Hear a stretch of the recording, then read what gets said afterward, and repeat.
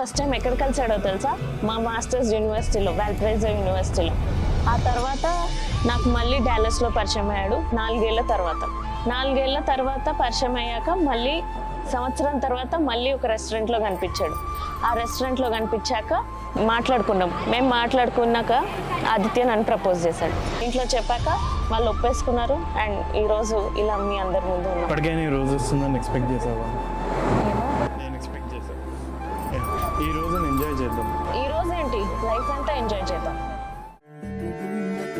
నెలరాజుని ఇలా రాణిని కలిపింది కదా సిరి వెన్నెలా.